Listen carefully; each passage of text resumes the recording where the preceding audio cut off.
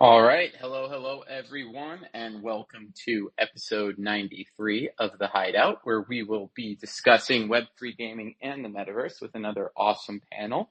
For those of you who don't know me, my name is Nick Frontura. I am one of the founders and the CEO of Apollo Entertainment, the company behind the Satoshiverse and Legions 2029, and everything we are building with the Hideout. So very excited to have everyone on. I think we're just trying to get a couple more guests on stage. So as soon as we do that, we will get started with introductions. But I guess quickly to begin, for those of you who are new to Satoshiverse or Legions 2029, we've been building for about 4 years now. Crazy to think it's been that much time. But we've been building, we started off as a blockchain-themed superhero universe. We did a bunch of comic art and really cool releases with the infamous comic artist Jose Delbo, who was a former Marvel and DC comic artist and became one of the bigger crypto artists in the space during that early boom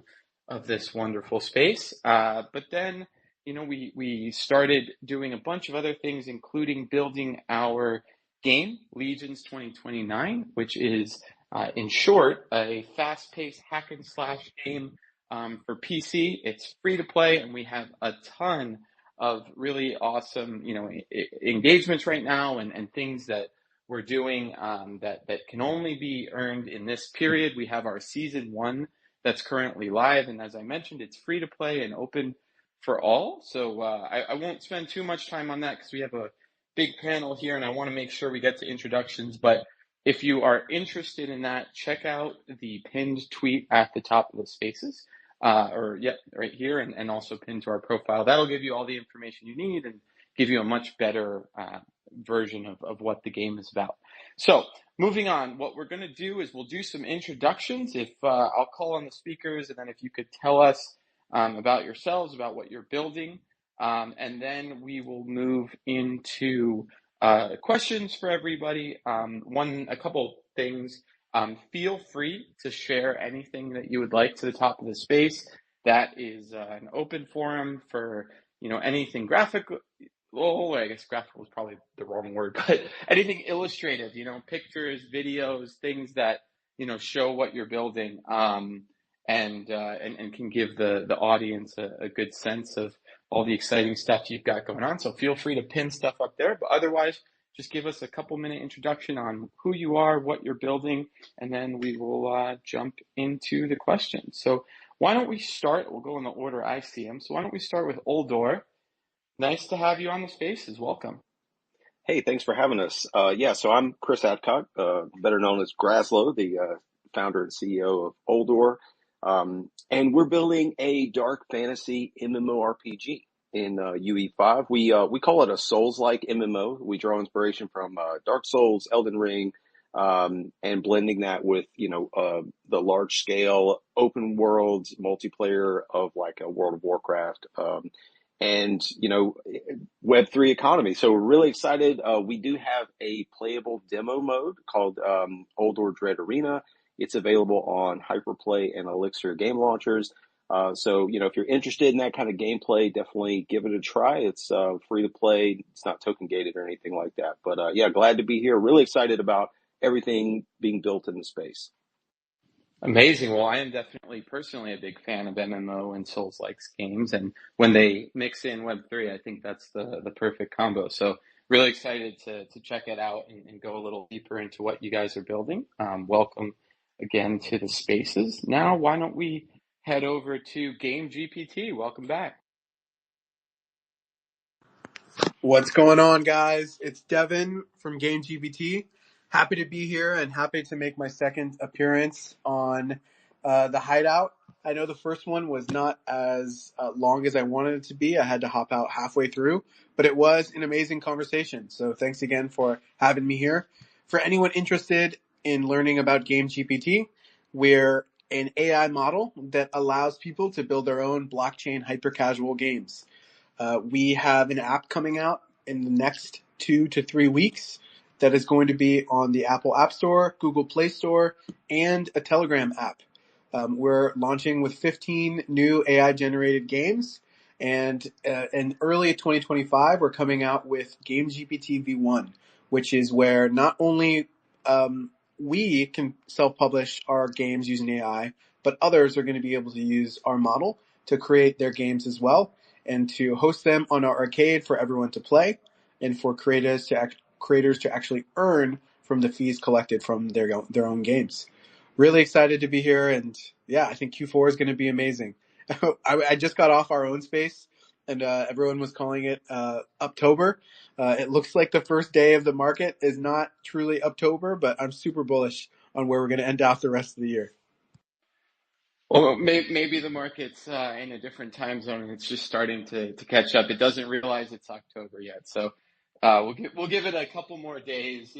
Who knows? Maybe long weekend hangover. Maybe the markets will figure it out soon. But yeah, great to have you on. I'm excited to jump into the questions. Love what you guys are building. Let's jump over to MetaClash. Welcome to the Spaces. Hello, I'm Lenny. At least that's what everyone in the space calls me. I'm the co-founder of MetaClash. I've been in the crypto space since 2014. Been playing games for over 20 years. I used to be an audio engineer doing concerts and some post-production audio stuff. Until I got into game design a couple of years ago when my co-founder, Nan, and myself wanted to create our own game with, blockchain technology in the back end. I'm creating MetaClash. It's a third-person shooter, mobile-style PvP game where players can customize and upgrade their vehicles for battle. It's a vehicle combat game set in a sort of Mad Max-ish world, and we've taken inspiration from nostalgic games that we played in the past, like Twisted Metal and MechWarrior. Amazing. Well, excited to dive in and learn more. It's always great to see, all the different game concepts that are now integrating Web3. And, we are fortunate to get to have projects on every week that are coming from such eclectic, backgrounds, whether it's AI or, kind of your prototype, the MMOs, where it's integrating the game economies or, kind of real money, skill-based gaming, which I am a huge believer in Web3 integration there. I think there's just so many use cases. So it's always awesome to get new projects on here, at least for me, to see, okay, how, and a lot of times it's crazy because I like to think that I'm very dialed into this space. And, I go to all the conferences, I talk to as many people as I can. We do this every week.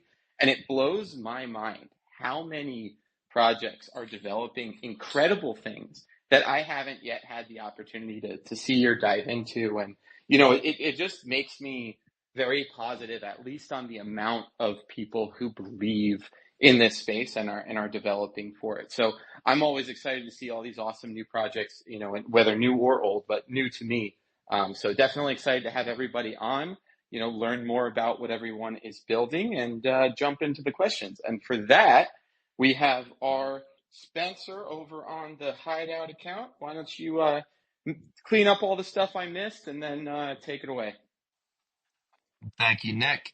What's going on, everyone? My name is Spencer Vogel. I am the Business Development Manager with Satoshiverse and Apollo Entertainment. Excited to be asking the questions on today's space for all you guys. So just a couple housekeeping items. What I'm going to do right now is I'm going to pin a tweet to the top of the space here. Right here basically explains our giveaway and is your way to enter the giveaway that we have going on today for our space. Today we're giving away 5 Satoshi's crystals, which is one of our main in-game resources within Satoshiverse and within Legions 2029. Basically allows you to upgrade all of your avatars and your in-game items. Crucial resource within the game. Definitely want to have some of these. So in order to win our giveaway for that, all you have to do is repost that tweet that I pinned to the top that says we're live, and then just be here in the space when we end, in about an hour. So that is basically how you enter. So definitely get involved in that. Getting into the format of the space. So basically how it's going to work, going to start out with a group question for everyone. I'll call into someone to start, and then feel free to just jump into the conversation from there. No need to raise your hand or anything like that. Then we'll get into individual questions for each of you guys, and then go back into group questions at the end if we have time. But that pretty much is it for me. I'm going to move us into questions. So, first question, and why don't we have Devin? Why don't you start us out on this one? So, how can Web3 games provide lasting value to players beyond just financial rewards or ownership? Yeah, um, in a lot of ways, right? I often talk about this with others, and it's one of the awesome talking points that I have. But crypto games give you the ability to have a fungible reward system, right? And oftentimes the question is, well, like, what is money in general, right? Back in the day, and I know I'm going to do a brief history lesson to kind of build up to the explanation on why crypto games are the best, but bear with me for a moment. Back in the day, before there was actually money, before there was like a fungible unit of exchange, there was the barter system, right? So let's say I was a carpenter and I made chairs and tables and I wanted to have a steak for dinner. I'd actually have to find a butcher who needed like a table or a chair made, and then we would barter for the goods that I make for the goods that they provide as well. And it would go on and on like that if you ever needed anything, and there was no kind of centralized unit of exchange. Once money came out, it allowed people to just trade a certain amount of money that they get for selling their own goods for whatever goods or services that they needed. Games are finally kind of turning on, and the economies inside of games are becoming fungible through blockchains, right? And there's a lot of things that opens up that we could have not made in games before. One thing that I often try to say though is, even though we kind of like have the financial rails for people to be rewarded for whether it's being an advocate for a game, whether it's for being a high scorer or a very skilled player in a game, or whether it's for just being early and one of the beta testers or one of the first players inside of a game. That doesn't mean that you can't learn from what happens in Web 2. In Web 2, and there has been many games made already, and those games have millions and millions of users, and the things that they do well, we're going to have to do well as well. In terms of what makes a game fun, what makes a game shareable, what makes a game kind of like a cult classic, and what makes a game almost like what makes a game like competitive, or kind of like what is the street cred or the types of things that you want to kind of like be proud of and share with others inside of a game. Those are all things that we need to do inside of blockchain games, but we need to not only implement that, but to take advantage of the fungible aspects of blockchain games as well whenever we create our games. So in my head, the way that I think about this is a blockchain game, and by extension a blockchain game studio, takes all of the bests of things that are done in Web 2 and adds a financial layer to it. It isn't kind of like a new type of game. It is almost like an evolution of what games already are. And when you look at it through that way, there are tons and tons of ways that we can impact the industry and potentially disrupt the way games are made today.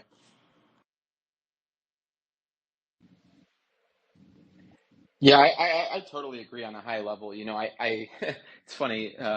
Your response reminded me of the 4 or 5 years of that I spent in law school and as a lawyer. Taking a question and molding it to make sense. Because I'm rereading the question now, and it's saying, how do we provide lasting value to players beyond just financial rewards or ownership? And I'm thinking, well, to myself, I think that the ownership layer is really, like you said, and the financial layer is really what makes Web3 kind of useful in the gaming space. And there is, if we get away from financialization or ownership, I think this layer of the technology, at least the ownership aspect, right? I think the financial aspect of it is, I think, a part of it, probably a big part of it. But because ultimately, I think people tangibilize the concept of ownership through financialization, kind of to your point. But I think that, the ownership aspect, we've already seen maybe open up some doors, right? Maybe you have an IP that is being community developed, and the ownership layer gives you the ability to co-develop the IP and get much deeper into a game's development and kind of have like intrinsic rewards where you have access, right? That is, unprecedented for the gaming industry. Or maybe, you look at like the Bored Apes scenario, or some of the other, projects that give rights to the underlying images and IP, and you see there, maybe not directly financial, but you have an audience that, if you're an artist, for example, you can use that IP and extend that IP and, potentially grow your following. And yeah, ultimately that may have financial, incentives behind it and motivations. But I think that, there's a lot of use cases that are more tied to ownership and access. So yeah, I'm actually going to fight the hypothetical as well, because I think ultimately, at least in my eyes, the ownership layer is what Web3 does, right? And once you get past the ownership layer, at least in its current conception, right? Um, there are some financial layers that are there, but they seem to funnel through, the ownership layer. Even in things like right now, kind of getting away from Web3, you look at DePIN, right, which is like the big shiny new object in the Web3 space, and where, VCs are deploying a lot of their capital, and it's kind of what everybody's excited about because of the extensions, to AI and gaming and cloud computing. Even that is a Web3 financial incentivization model. But what you're really talking about is, at its core, is a very Web2 concept. It's just distributed computing power, and how do we tap into that? But the Web3 comes in, and it's not so much from an ownership perspective, but from like a financial incentivization layer to kind of tie it all together and to create incentives for people to burn electricity and provide that commuting or the computing power to do a very real thing that we need very much in the kind of the future we're headed into. And so, yeah, I guess maybe the question is put like, what are the nuances to the financialization and the ownership layer of Web3? And maybe not, excluding those, but, it is a lot deeper than just kind of what we see on the surface. And so maybe, I don't know if anyone else has some thoughts on that as rephrased. It's like, what are those nuances that we see kind of emerging from the Web3 space? Because I think GameGPT did a really good job of summing it up.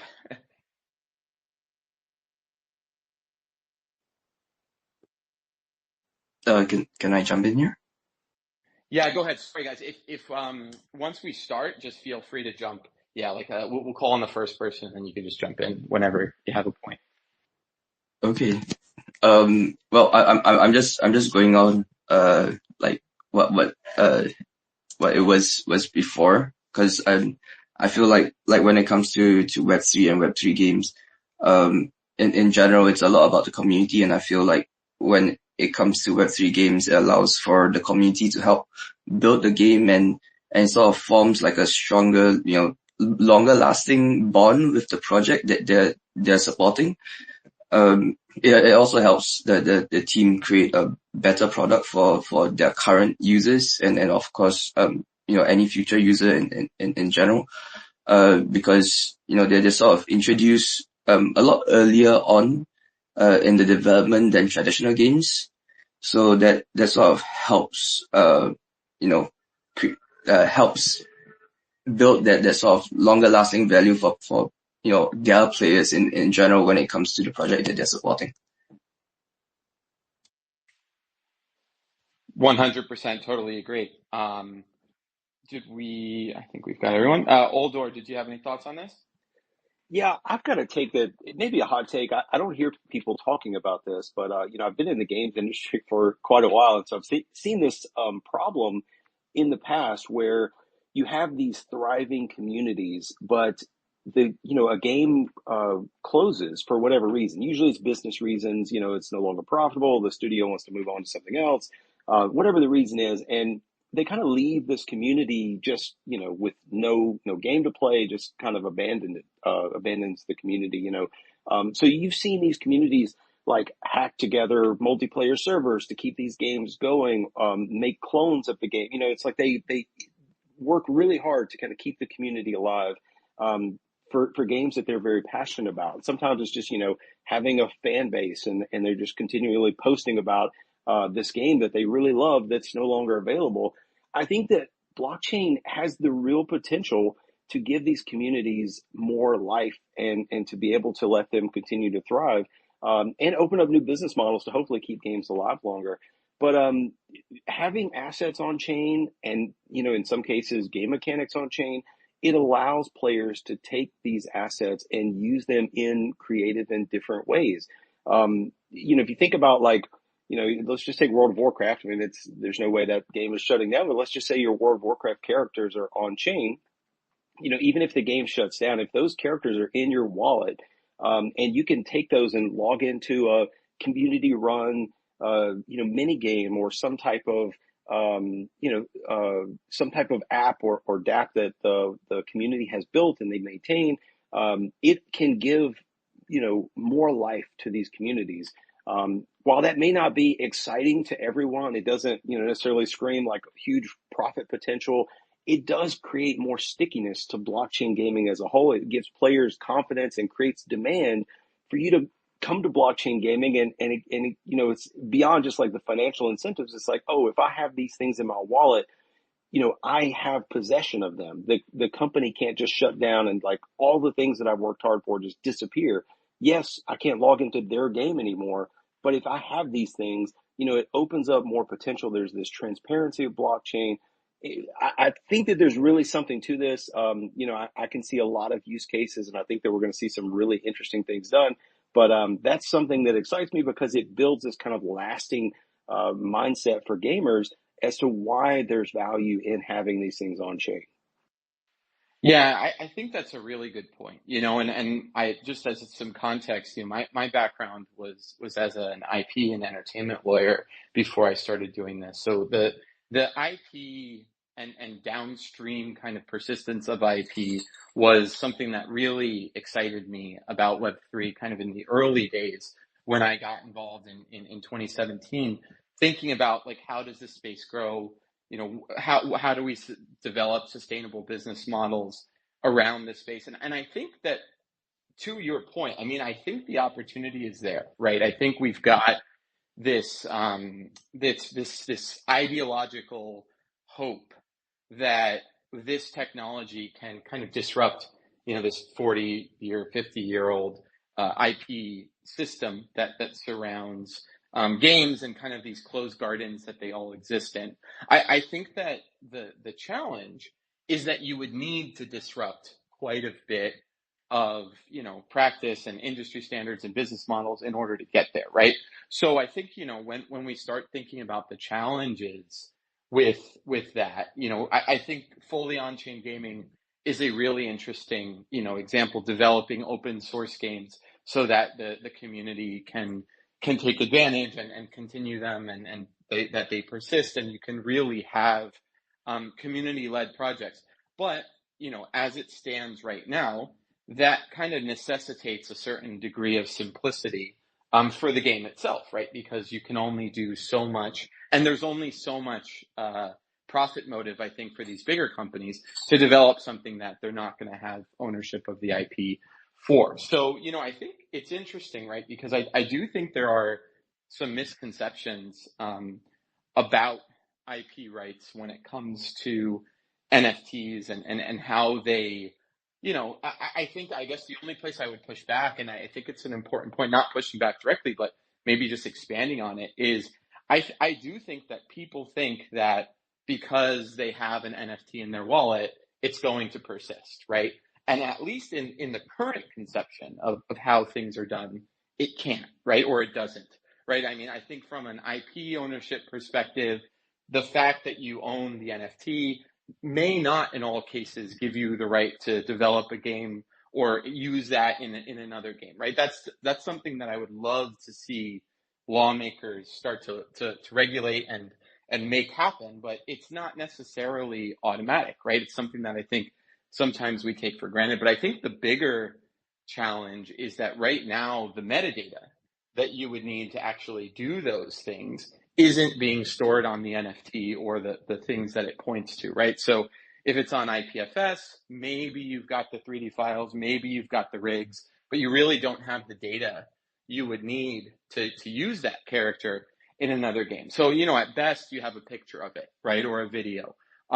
There are 3D GLB standards, right?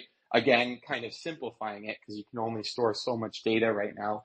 And there's challenges with IPFS, right? So we've seen, those servers go down with NFTs, like art platforms like Known Origin now, where people are really worried about what's going to happen to their NFT metadata. So I do think we have a long way to go before NFTs really fulfill the promise of persistence, right? And even blockchain in general. I think a lot of people, with that was kind of the big thing with NFT art 3 years ago, was like, oh yeah, this is on chain, it's going to last forever, it's going to be like a physical piece of art. When in reality, a lot of that data is not being stored on chain, and that's where you get into some of the arguments for fully on chain and what have you. But I think that, kind of to your point, the persistence angle, the idea that this stuff can continue on, and more so that you can create business models that incentivize the community to build spin-offs, and that is part of what you're offering them through the NFTs. I think that becomes a very important way of looking at it. I think that does become a challenge maybe for AAA studios that need that greater degree of ownership because they're going to do a movie, or they want to feature the characters in comic book, and they don't necessarily want to get licenses from all their NFT holders. So I think that we'll see a variety of different ways in which that's implemented, but I would love to see the infrastructure and metadata standards get a lot better so that persistence can be possible, because right now these ideas of persistence and interoperability, it's kind of like this ideological dream that we all have, but in practice just isn't there yet, right?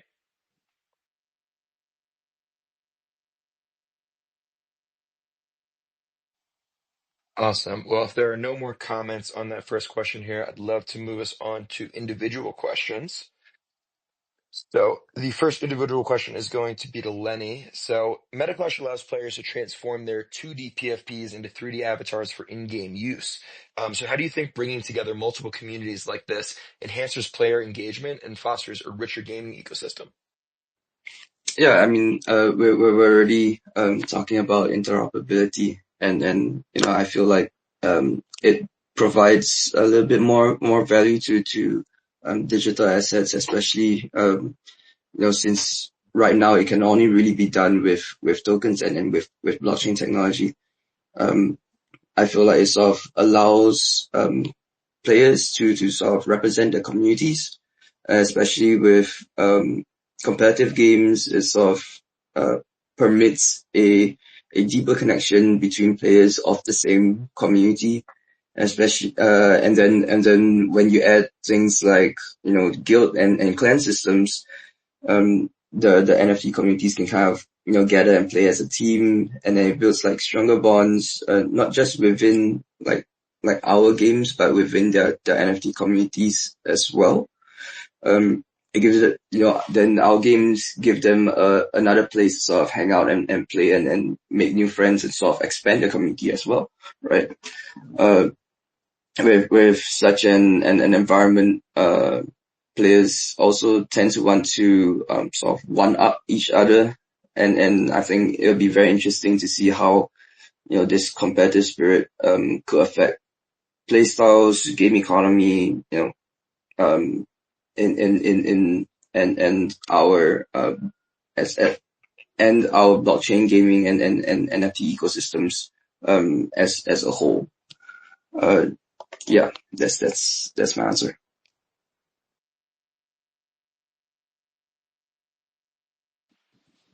Cool. I mean, if I could follow up, I'm curious to know like how you guys are doing that, right? Like, what is the? 'Cause that's a really exciting use case, and something that we're constantly looking at, trying to find ways to get other communities involved in our game, and the prospect of being able to go from 2D to 3D in some way is really interesting. Maybe could you tell us a little bit about how that actually happens in your game experience? Yeah, of course. We're not just doing PFP NFTs, but we're also talking to guilds and such like Avocado, to bring in their cute little avocado into our game. What we do for a start is we start with one character, and then afterwards we kind of continue creating all the traits and everything to build the rest of the collection. So like what we did with the Bored Apes yacht club, because we have Bored Ape in our team. We made every single trait that they have, and then we have this system in our game that because our vehicles are customizable, and then we already have that sort of system where you can sort of switch assets depending on how the character is rigged, right? So yeah, that's kind of how we turn all these PFP NFTs or any sort of character from any project slowly from 1 into like 10,000 in our game, without it being causing our game to be very big. Yeah. Go ahead, GameGPT. Yeah, so I know that was kind of framed in a certain direction, but I'd love to just shed light on just the concept that you guys were speaking about. Obviously, the name implies GameGPT. We're an AI-focused company. We're always trying to figure out what is on the fringes of kind of like the emerging technology that people are building to help us build better games and help others build better games.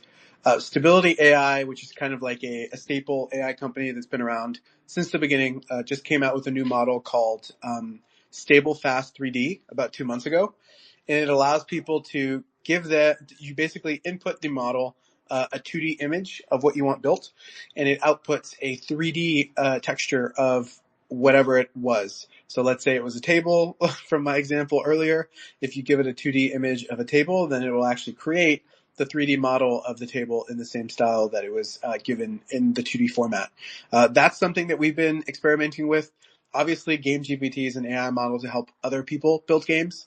And right now we're focused on the hyper casual genre. So think things like Subway Surfer, Temple Run, Fruit Ninja, Flappy Bird, Angry Birds, Snake.io, Archero, and many of these other types of games. We've been slowly trying to understand the technology at hand to help us build 3D games as well. So that is just one.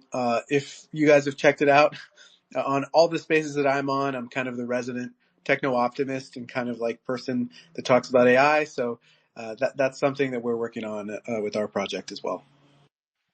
Yeah, to kind of your point, it's definitely something, we've probably been, I guess the last 7 years we've been having a big focus on creating, these highly customizable, optimized 3D models for games. And, a big part of our team are 3D modelers. And I think that the way that this progresses, right, with AI, because AI is, just ultimately going to be another tool for creativity and production. I think that, at least from my viewpoint, if you're not thinking about how to use AI in your pipeline, it's like not wanting to use Photoshop and using Microsoft Paint to edit images as a graphic artist, right? I think we're getting to that point where AI is going to get you at least 50% of the way there and serve as a really good starting point, similar to how most games kit bash and then just work from there, with assets that already exist. But I think, at least our experience, and I definitely want to check out the Stability AI and the new model, because our experience has been that the AI generated 3D models so far have lots of challenges with rigging and with optimization, mainly, that they're just heavy, right? And it's hard to make them work in a lot of these games. And so we end up sometimes having to do more work to clean them up than it would be to create them. But that's now, right? Give it 3 months, give it 6 months, and that's not going to be the case anymore. And so understanding these pipelines at an early level, I'm also quite an optimist on this. I think we're barely scratching the surface for what immersive entertainment experiences are going to be, with AI. I think there's going to be a time where the engines and hardware are going to get powerful enough that we're going to be able to recreate movies as video games, with scripts that are inspired by AI and, take I think we're going to see AI create so much value for IPs that we've known and loved that may feel like they're dead or classics or whatever it may be, extensions of those IPs, games based on those IPs, because I mean, it's going to be only limited by the inputs, right? And I think that even then afterwards, you'll be able to tell it, hey, create me a really cool game with a space theme, and it'll come up with something. I think we'll get to that one day, and I think it's going to make gamified experiences much more tailored to an individual than we currently think about the gaming industry. I think AI is going to give us the potential for every single person to be able to play different games differently and have that game kind of tailor to their own likes and interests, almost like an Instagram feed does, with an algorithm. And I think if we can use AI to iterate that quickly, we're just going to be thinking about completely different pipelines for game development. And so, yeah, I mean, I'm excited for the day that you can kind of come as a creative to the table with a smaller team and create something great, because I think it's going to provide a lot of opportunities for people to develop really niche and fun IPs that may never have had the runway to get to market had it not been for AI. And then I think on the flip side, our minds are going to be blown by what a 50-person studio, 100-person studio can do with a $5 million budget and AI. I think once we start seeing this AI, probably 5 years away, 10 years away from real deep integration into top games, just because games take a long time to build, and the ones that are coming out in the next year or two probably don't have as deep of an integration because they were basically already built and in testing. So it's going to be a little while, but I'm excited for that first wave of truly AI integrated games. I'm excited for VR and AR and the possibilities of AI there. So yeah, I'm glad there's a fellow optimist, because I think AI is also a very scary subject. And I think when we start to peel back the layers of the onion, gaming and art and creativity is one of the cool places, but AI is going to change the world, and so is AR. I'm a big believer in AR potentially, changing how we live our daily lives. And you saw Zuckerberg's keynote. I think we still have a little way to go, but you're starting to, we're starting to sniff what's coming, and it's going to change everything. So I don't think the gaming industry is any exception. I think, Web3 is going to have its place, but there's other technology that is going to have maybe a much bigger impact on the gaming industry in the next couple of years. And it's exciting. As a gamer, I love it, right? I love whatever that new thing is. I think that's what we all crave. So, if not, we wouldn't be in this space, I don't think. So really, I'm sorry. That was a rant. I took us off the question. So I'll kick it back to Spencer, because I don't even know where we are. Oh, good. Thank you, Nick. So, is we're gonna stay on the topic of AI here for Devin. So, in what ways do you think AI will impact the gaming space the most over the next few years, both Web3 and traditional Web2 games? Yeah, I can actually go into detail about that. Let me go find a thread that I made a couple of days ago, and that's going to be my talking points for most things. But it is right here. I'm going to share this into the space. I'm not really going to go into it too much just because it's a lot, but there are a lot of ways that I think AI is slowly helping people on the fringes of game development. For people here who are just gaming advocates and have a huge passion for games, or people who are game developers, you know that there's a lot of things that you have to put together to create a game. There is not only, like we talked about, the open worlds that people would play if they're in like an open world RPG that takes a huge amount of 3D assets kind of like put together for people to run around in. There's 3D animations for characters.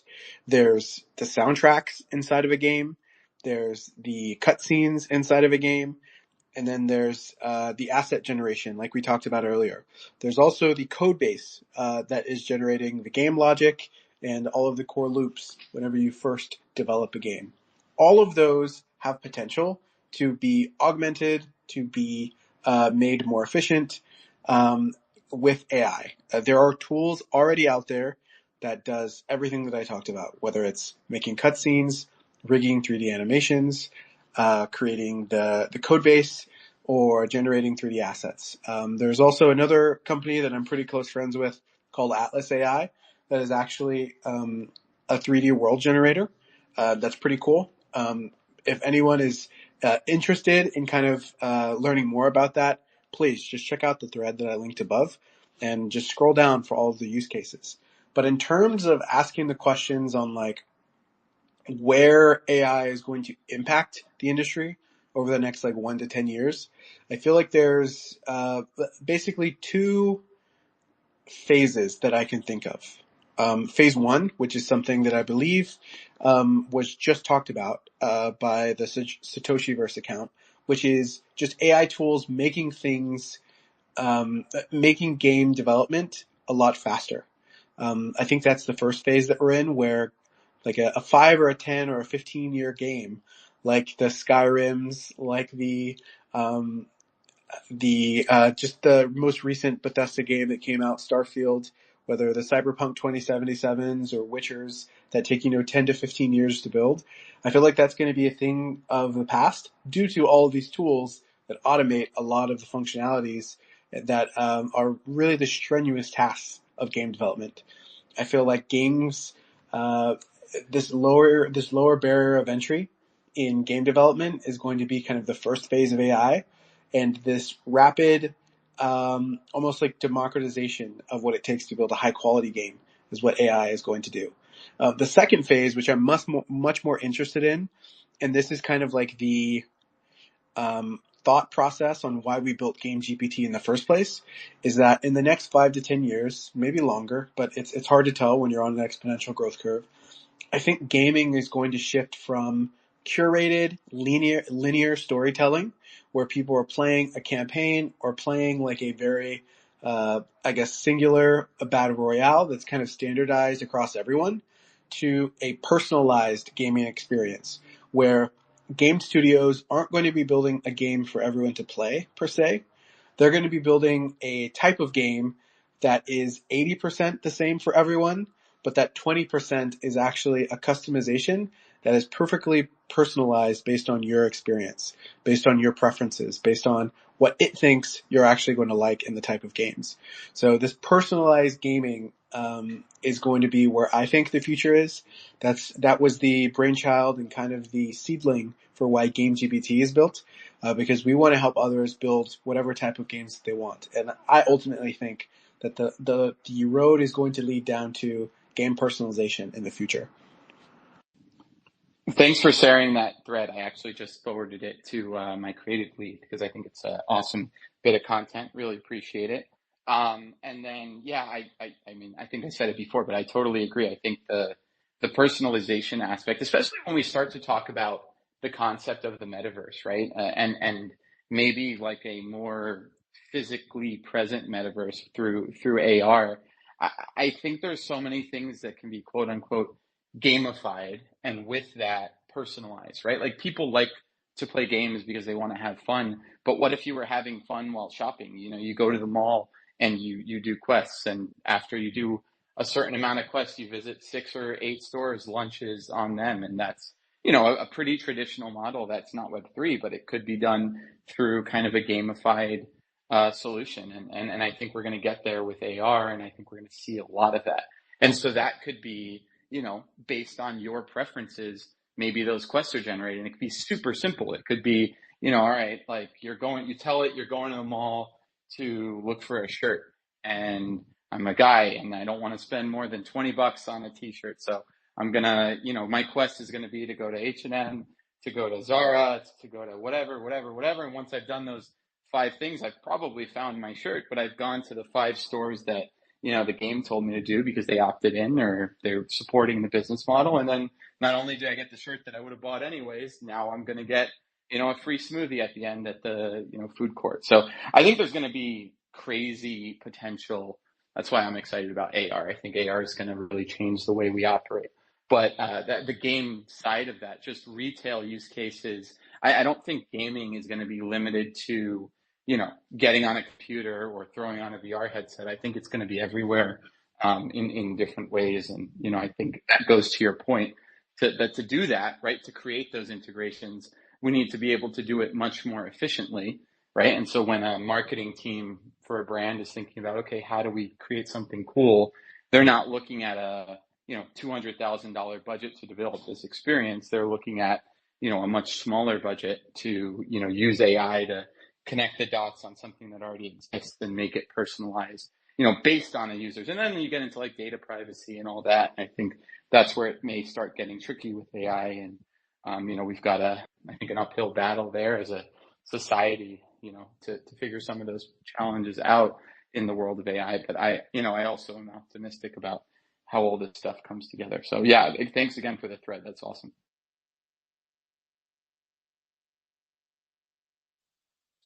Beautiful. So I think we most likely just have time for one more individual question here, which will go to Graslow at Oldor. So Oldor has a crafting system within its game. So I was wondering, how do you think crafting in Web3 games differs from traditional games, and what benefits do you think blockchain-based crafting systems offer to players? Yeah, love the whole conversation about AI. I think crafting is a mixed bag in Web2 games. I think that in Web3, like when we have on-chain crafting mechanics, it's going to enable a real player economy in ways that we don't have in a lot of Web2 games. I mean, there's some games like I'm thinking Albion Online where all the items in game are player crafted. There's some games that do this really well. Eve, of course, but in many games, crafting is just it's just a thing you grind. It's a chore. It's something that has its own progression system. You're often crafting items that have no value or utility other than whatever the progression is.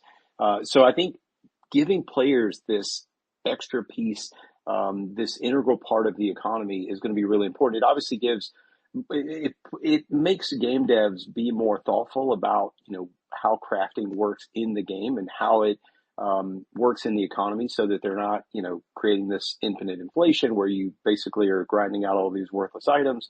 But if these crafted items have more utility and demand, it allows players to basically convert their time, luck, skill in the game to value that they can trade with other players, that they can use for enhancing their character, improving their play. So I think that it opens up a lot of avenue for players, and it potentially creates revenue opportunities for studios as well. I always go back to that. But yeah, I'm excited for this on-chain transparency. When you think about how a market works, what you need for a market to exist, you need to know the supply and demand. You need to know, things like seeing the history of trade. So you know what something was trading at yesterday or a week ago, or that, one user is sitting on 10% of the supply. I mean, these are things that games are really bad at showing you. In most in-game marketplaces, you don't have this kind of data available. So I'm for putting all of these economic things on chain because it enables a real economy. It enables a player economy where players can make these informed decisions. They can trade. They can determine the value based on not only historical things and supply and demand things, but like the utility that item has for them, for improving their character, if it's a vanity thing, whatever it is. And I think that we just don't have that consistently in Web2, and so I'm excited for having those things more consistent in Web3. 100%. Yeah, I think as someone who grew up on Diablo and RuneScape and probably played the game less than I got on the forums and actually was trading and going and doing deals with players, that is near and dear, I think, to our hearts. And how do you drive these player economies through NFTs? How do you really open up the doors to real player engagement and what does ownership mean in that context? How do things change? I think there are some challenges. I think we've seen recently that there's a huge liquidity challenge for a lot of newer games, and maybe a business model challenge for AAA games regarding player economies. We're actually working on some infrastructure now to try to address some of that. So definitely excited about the potential to tackle some of those challenges. But that's where I think it really shines, right? If we can create sustainable business models around downstream sales that allows ownership to really flourish and mean something with NFTs, we get it to that next place where it needs to be. So yeah, definitely agree there. I guess kicking it back to Spencer, I think we need the winner of our contest, right? Yes, absolutely. So the winner this week of 5 Satoshi's Crystals is Debonair, or at Debonair_alt. Congratulations, Debonair. In order to claim your prize, please go to game.legions2029.com, create a free account, and then send a DM to the Satoshiverse account here with your username, and we will drop those into your account. Congratulations again. And Nick, I'll throw it back to you to close out. All right, awesome. Well, let's do this. Let's give the speakers a few minutes in case you've got anything coming up that you want to tell us about. Let's feel free to kind of tell people about how to find you, about what the best way to engage with your project is. Use that time however you'd like. For us, for those of you who weren't here in the beginning, the best thing I can say is check out the pin tweet. We've got our game Legions 2029 in its alpha phase. It's open to the public to play. We're constantly building it. It's free to play PC game. So if you like kind of that God of War meets Diablo type of feel, with a fast-paced roguelike gameplay loop, check us out. We're always excited to have new users playing the game, and there's no downside. In fact, there's a lot of cool things you can earn now by playing the game for free. So check it out, jump into our Discord. And then if you are, I guess, as a general point, please do support the project founders and the representatives that we've had on this space. They took time out of their busy schedules. And thank you to all the guests, and thank you to everyone who joined live. It was an awesome audience, seeing everybody in the crowd. Very excited to see some new faces and for the returning ones as well who show up every week. We do this every single week. We have a new panel, on this similar theme. So, if you enjoyed the conversation here and want to get some new perspectives, join us next week. This has been a particularly fun one. I think we have some really smart people on this space. So, really, really appreciate all of your insights. So I'll let go of the mic, and then once you guys are done, I'll wrap it up, and then there'll be a 30-second pause just because we are on slightly different times than the listeners, and then I'll close the space. So if anyone wants to jump in, go ahead. I was just say real quick before we do that, Nick, do you want to plug the game night that we have on Thursday? Very good point, Spencer. Thank you for reminding me. Yeah. So I'm going to actually pin it. And that's on me. We've been working on this for a while. So let me pin it real quick because here we go. So we have been working for the last several months on the side on a Fortnite experience. So our game is a single player game, but we have, and multiplayer could be coming down the line. But for now, we wanted to engage with our community and create a really cool multiplayer experience. So we're actually going to be having our first Fortnite game night in the new Fortnite build that we've created, taking our IP and bringing it into the Fortnite game and creating this multiplayer capture the flag game where it's going to be melee based and set in the outskirts, which is the place where our game is set. And so it's going to be October 3rd at 5 p.m. Eastern time. If you want to join that, it should be either today or tomorrow. We'll post more detailed instructions in the Discord. It might be a little hacky this first time just because Fortnite's matchmaking isn't exactly the best if you want to get a group together. So we're going to have to jump through a few hoops. But it's going to be a real fun time, and all the instructions will be in the Discord. It'll be pretty easy. You'll just have to follow the Satoshiverse account on Fortnite and join the party, and then we'll all get into the same game. We're going to have a really fun game night, and the hope is to do that either weekly or bi-weekly. So really cool, fun time. I'll be there. We'll definitely be having some fun. So jump in, check it out, and we'll have all the details in our Discord very soon. If you are a fan of Fortnite, Fortnite's free to play. So if you're not a fan of Fortnite, you can download it for free and jump in as well.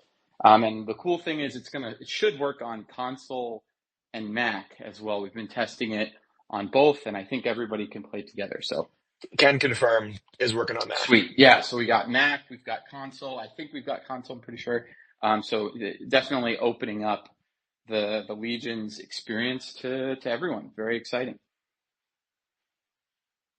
Thank you, Spencer.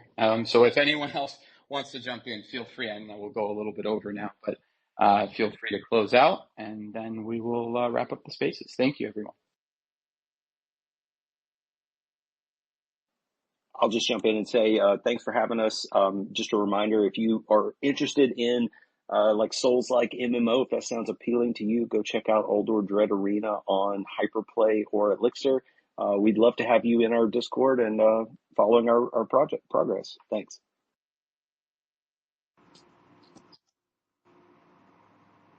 Oh, okay. I saw MetaClash on mute, so I was waiting, but I think he was doing the same. Okay, I'll go just so we can keep this rolling. Guys, my name is Devin at GameGBT. Really hope you guys learned a little bit about AI and what we're doing on this space. I know I had a great time with the panelists. We have an amazing Q4 lined up. We have our app launching on the Apple App Store, on the Google Play Store, and we have an app launching on Telegram that will be our first 15 AI-generated games going live. We have a ton of rewards, a ton of exclusive tournaments, and a ton of really interesting things to look forward to. So definitely follow our Twitter to stay updated on the new app and everything else to come. GameGPT V1, which is going to allow anyone to build their own blockchain hyper-casual game, is coming early 2025. So the app is coming just in the next few weeks, and our first AI model is kind of being opened for the community to build their own games early 2025. If you're excited, be a part of the group, join the community, and look for what's next. Thanks, everyone. Yep. Thank you for having us. Again, I'm Lenny from MetaClash. If anyone likes, vehicle combat games, we're a third-person shooter. We just had our closed alpha launch, and sometimes we also have game nights. We run game nights of our closed alpha in our Discord. So follow us on Twitter and join us on Discord if you want to test out a game. Thank you. All right. Thank you, everybody, so much. We will see you next week.